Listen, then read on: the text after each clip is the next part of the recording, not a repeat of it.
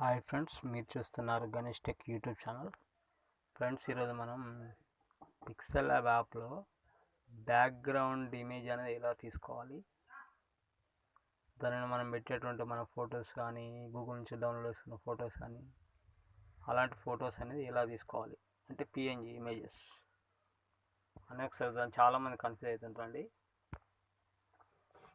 ఉదాహరణకి ఇప్పుడు ఇది మనం యూట్యూబ్ బ్యానర్ చేసి యూట్యూబ్ థంబ్నెయిల్ చేస్తున్నాం అనుకోండి.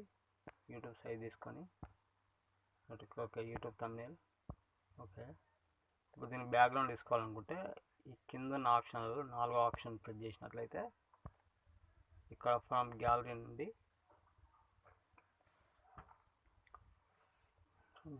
మనం ఏ ఫోటో అంటే ఆ ఫోటో అనేది మన ఇమేజ్ యొక్క బ్యాక్గ్రౌండ్ లెక్క తీసేసుకోవచ్చు.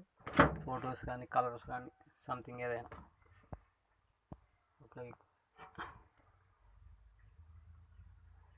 ఇక్కడ చూద్దామండి. ఈ బ్యాక్గ్రౌండ్ తీసేసుకున్నాం. ఓకే, ఇలా బ్యాక్గ్రౌండ్ అనేది ఇలా తీసేసుకోవాలి. అది ఏమైనా మన పిఎన్జి లాంటి మన ఫొటోస్ కానీ, లేకపోతే ఇంకేమైనా ఉదాహరణ పెట్టాలనుకుంటే అలాంటి ఫోటో తీసుకోవాలనుకున్నప్పుడు ఇక్కడ కింద 3వ ఆప్షన్ ఏదైతుందో ఆ 3వ ఆప్షన్ క్లిక్ చేసి ఇక్కడ ఇంపోర్ట్ అన్నది చూసారా, ఇంపోర్ట్ అనే ఆప్షన్ నొక్కినట్లయితే మనకి ఏ ఫోటో కావాలంటే ఆ ఫోటో ఇక్కడి నుంచి తీసుకోవాలండి. తీసుకుంటే అది బ్యాక్గ్రౌండ్ కాకుండా దానికి పైన పిఎన్జి ఇమేజెస్ వచ్చే అవకాశం ఉంటుంది.